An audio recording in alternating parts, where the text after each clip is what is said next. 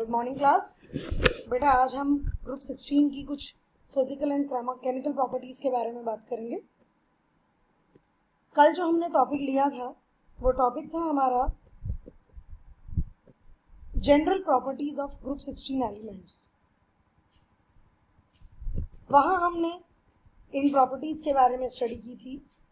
Atomic number मैंने आपको तरीका बताया हुआ है किस तरीके से हम फाइंड आउट करते हैं। देन एटॉमिक मास आपको लर्न करना पड़ेगा ये तो, लेकिन एटॉमिक नंबर आप इजीली फाइंड आउट कर सकते हैं। Electronic configuration is also very easy to find out, बहुत आसान है निकालना इलेक्ट्रॉनिक कॉन्फ़िगरेशन भी, क्योंकि तो कल हमने इनके बारे में भी बात की। इलेक्ट्रॉनिक कॉन्फ़िगरेशन का तरीका मैं आपको पहले भी बता चुकी हूँ किस तरीके से हमें इलेक्ट्रॉनिक कॉन्फ़िगरेशन लिखना होता है। Then covalent radius. मैं यहाँ पर एक बार और पॉइंट आउट करूँगी आपकी दो चीज़ें, एक तो इलेक्ट्रॉन गेन एंथैल्पी के बारे में और एक इलेक्ट्रॉन एफिनिटी के बारे में। ठीक है, electron affinity means electron gain enthalpy and एक है इलेक्ट्रॉन नेगेटिविटी। इन दोनों के बारे में इलेक्ट्रोनेगेटिविटी का मतलब होता है किसी भी एलिमेंट की इलेक्ट्रॉन को अट्रैक्ट करने की जो पावर है, जो कैपेसिटी है, that is electronegativity. And electron gain enthalpy is what, कि आपने अगर किसी एलिमेंट को उसकी गैसेस स्टेट में पहले लाएंगे और फिर किसी को इलेक्ट्रॉन देना है, मतलब उसमें ऐड करना है उसके आउटर मोस्ट शेल में, that is called electron gain enthalpy. इसी से रिलेटेड हम कुछ फिजिकल प्रॉपर्टीज के बारे में स्टडी करेंगे। Now physical properties, some of the physical properties of group 16 वो हमने टेबल में कल डिस्कस की थी।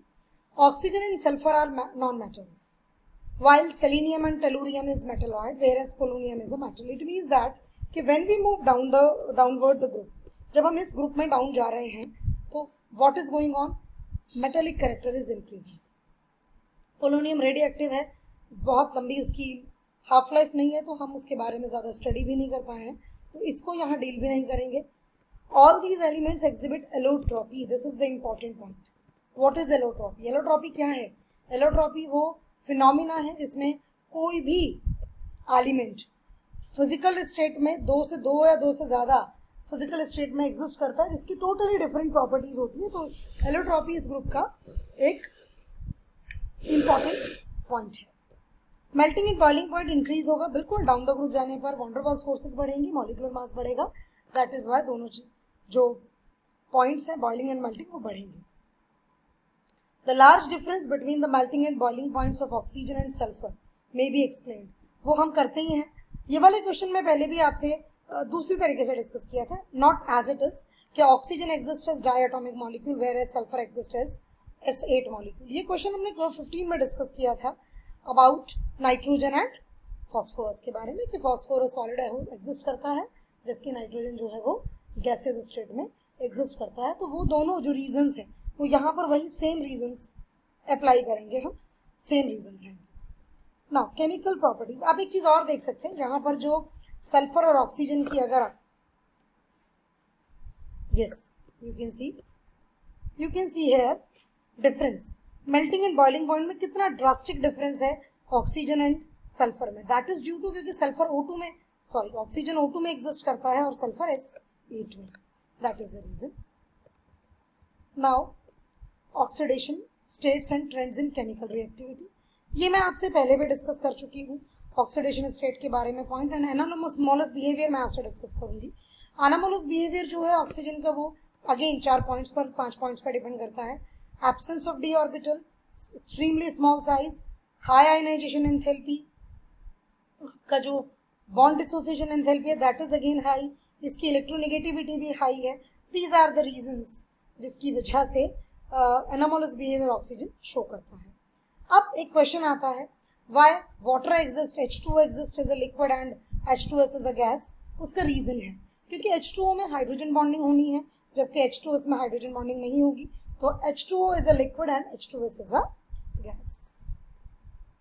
Now reactivity with hydrogen, this is the important point here, reactivity with hydrogen. Hydrogen के साथ जब जितने भी ये मेटल्स हैं जब रिएक्ट करते हैं तो ये हाइड्राइड्स बनाते हैं। अब बेटा यहाँ इन हाइड्राइड्स के हम दो कैरेक्टर्स पढ़ेंगे। पहला कैरेक्टर तो हम पढ़ेंगे रिड्यूसिंग नेचर, दूसरा पढ़ेंगे हम एसिडिक करेक्टर और बेसिक करेक्टर। बेसिकली हम इस चैप्टर में जो इनकी ऑर्डर्स पढ़ेंगे, they are very important from exam point of view, बहुत इंपॉर्टेंट है। अब यहाँ पर हम पहला पढ़ेंगे what is the order of hydrides, कि when we move down the group whether acidic character increases whether basic character increases. तो मेन पॉइंट जो है हमारा वो ये है कि जो जितनी जल्दी H पॉजिटिव रिलीज करेगा वो उतना ज्यादा एसिडिक करेक्टर शो करेगा। अब यू कैन सी यहाँ पर हमारे 4 कंपाउंड्स बने हैं, ये इनमें सबसे पहले ये रिलीज करेगा H पॉजिटिव। क्यों? क्योंकि इसकी बॉन्ड लेंथ सबसे ज्यादा है और ये आसानी से टूट जाएगा। यहाँ तो इसका नेचर ही है इलेक्ट्रॉन एक्सेप्टिंग, तो ये बड़ा स्ट्रॉन्ग बॉन्ड बनेगा और फिर हाइड्रोजन बॉन्डिंग भी होगी, तो जिस वजह से ये बॉन्ड सबसे बाद में टूटेगा। तो when you move down the group, आपका जो एसिडिक करेक्टर है दैट गोज ऑन इंक्रीजिंग, वो बढ़ेगा। इसका मतलब बेसिक करेक्टर डिक्रीज होगा। लेकिन अगर मैं रिड्यूसिंग प्रॉपर्टी की बात करूं तो reducing property down the group जाने में बढ़ेगी। You must remember this thing, ठीक है। व्हेन यू मूव H2H2He, आपकी रिड्यूसिंग जो नेचर है दैट गोज ऑन इंक्रीज। आप यहाँ से भी देख सकते हैं, यहाँ पर हाइड्रोजन और जो आपका एलिमेंट है उसका डिसोसिएशन एनर्जी दिया है, डाउन द ग्रुप जाने पर घट रहा है, इसीलिए एसिडिक करेक्टर ये बहुत आसानी से शो करेगा। तो this is all about for today's work of chemistry. Thank you class and have a good day.